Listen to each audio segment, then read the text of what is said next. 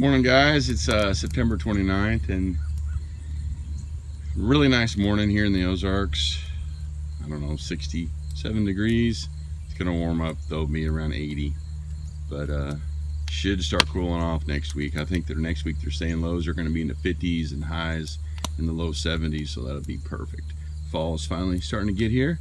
So with that, I'm decided that I'm gonna start working on some traps today. So as you can see, I'm out here at my little fire pit that I always use, looking over the valley below. And as I've said in the past, I'm kind of old-fashioned. I just like to do this by a fire. You can use, propane and a fish cooker or whatever you guys want to use, depending on how you have time. And I just still like to use a fire. So I've got some projects going on down here in the valley, creating some food plots down there. You probably hear the dozer in the background. So I'm gonna run down there, check on him, see what's going on down there, and I'll just let this go for a while. But as you can see, I got my pot set up here on the fire. I got 12 brand new MB550s in there. I'm gonna boil these things up, get the grease and stuff off of them. And then once I get that done, I'm gonna go get the rest of my traps. I don't have a ton of traps to do. I have about 50 traps to do.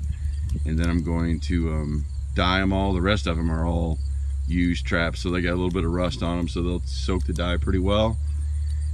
And I'll just empty this pot, put new water in there with some logwood dye, and just run them through 12 to 16 at a time is about what I can fit in my pot. And since I got other things to do, I'll just do the same thing. I'll just add some wood to the fire, and then I'll leave and come back 45 minutes later and take the old traps out. They'll be looking pretty dyed by then, and I'll add some new ones. I'll put some more wood on the fire and I'll move on to another project, and I'll come back and I'll just keep doing that throughout the day until I get all of them done. And then if time allots, I'll probably go right into waxing them. If not, I'll maybe wait till later this week or next weekend or something, get them all waxed and get them hung up in the new fur shed and be ready to go. So getting excited for the trapping season. Time to start working on some trapping projects. So how are you guys dyeing and waxing your traps? Are you doing something different? Are you using logwood dye? Are you using walnut husk? Are you using a fish cooker?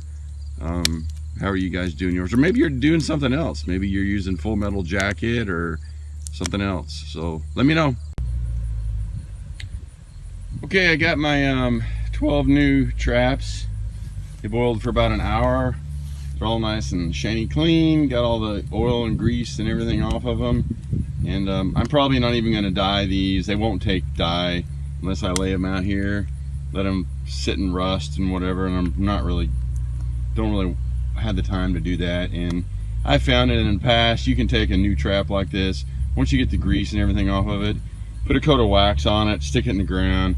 You catch whatever you want to catch.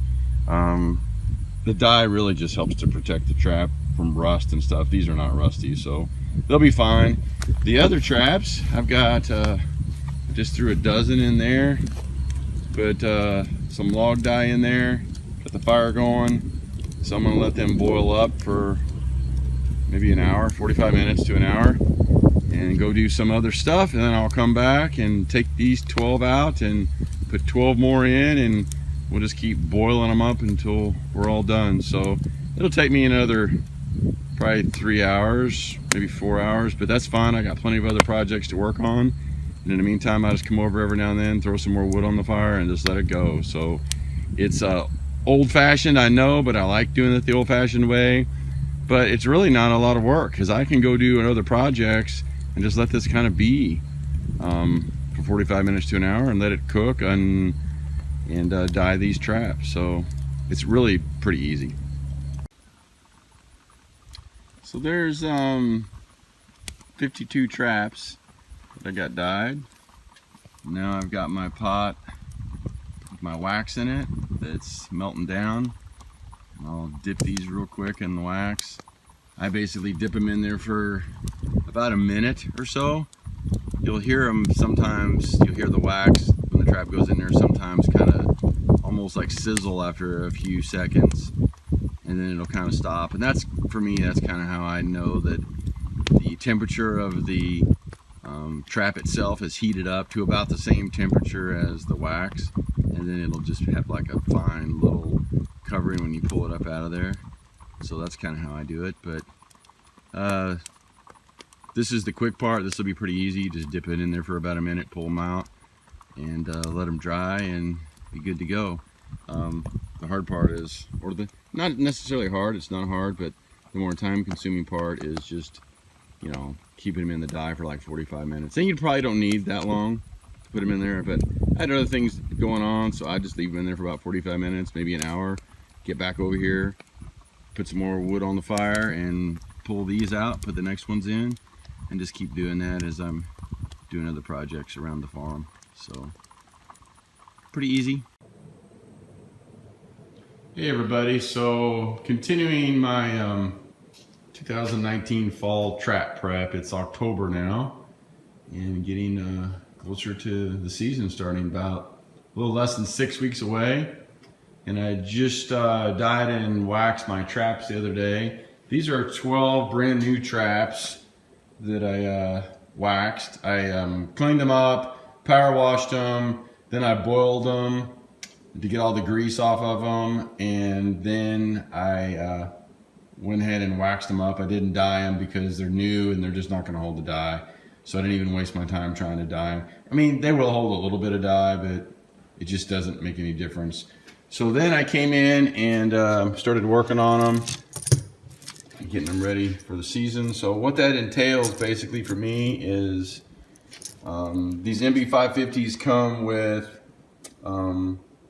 the Crunch Proof swivel. So I just added a J hook to the end of the Crunch Proof swivel. Then I added a J.C. Connor spring. And then I added another Crunch Proof swivel. And then I added my earth anchor on here. So basically it's got, let's see, 1, 2, 3, 4, 5, 6 swivel points. The J.C. Connor spring, 3 swivels, and then of course it's got my trap tag on there so I can be legal. And it's waxed and it's ready to go. So that's what I did on these 12 traps because they're all brand new. And then on my other traps, what I basically did is for my trap prep, I went through, they're actually over here in some tubs. I can go here and show them to you. So I got a tub here that's got traps in it, and all these traps are the traps with drags. As you can see, they're all nice and black, and they're dyed and waxed, and these are all drags. I don't have a ton of drags, maybe 10 or maybe a dozen, something like that. And then all these traps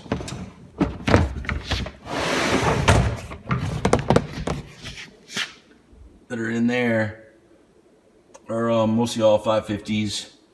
There's one Sterling, I think, in there, and a couple of others, but mostly 550s. And they're all earth anchors, and they're all dyed and waxed and ready to go. So then what I do is I go down and I check all the J hooks, I check all the springs, I check to make sure everything is good and ready to go for the season. And then I haven't missed anything. If there's not a J hook that's bent or a linkage chain that's, you know, had something happen to it, which very seldom happens, but nevertheless, you don't want to miss a catch, lose a trap. So I go through, check all those, and ready to go. I'm gonna go ahead and box these traps up for another 5.5 weeks, and then it'll be time to get them started and put some traps out. So pretty happy about that, and that's just what I do to get my traps ready. So if you do something different or something I'm missing, please let me know. Always interested in to learn from other trappers and hear things, but at this point I'm pretty much ready to go, and I'm just ready to put some steel in the ground.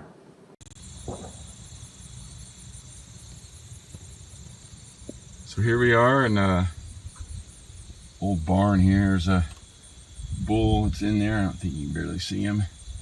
Apparently he's a little ill, getting a little medicine, little antibiotics in there by himself. And the reason I'm here is to get some dry dirt. This is just down the road from me. One of my neighbors, he's got a bunch of cattle, and No place better than getting super bone dry dirt than inside these barns. Now, they'll have a little bit of cow manure mixed in there and maybe some hay and stuff from time to time, but when you sift it, it's absolutely fine and absolutely bone dry and absolutely perfect.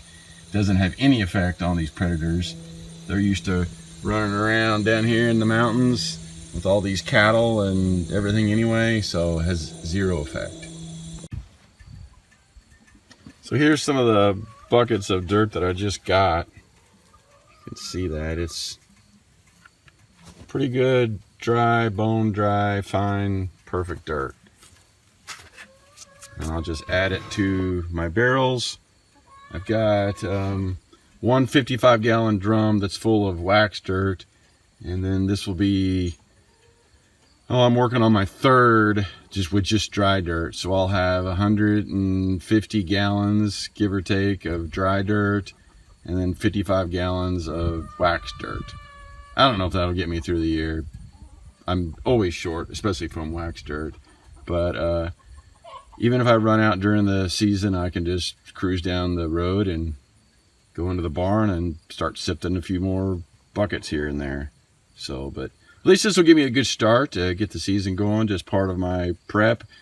Getting your traps ready, getting everything lined up, getting your traps waxed and dyed, and then also getting your dirt situated.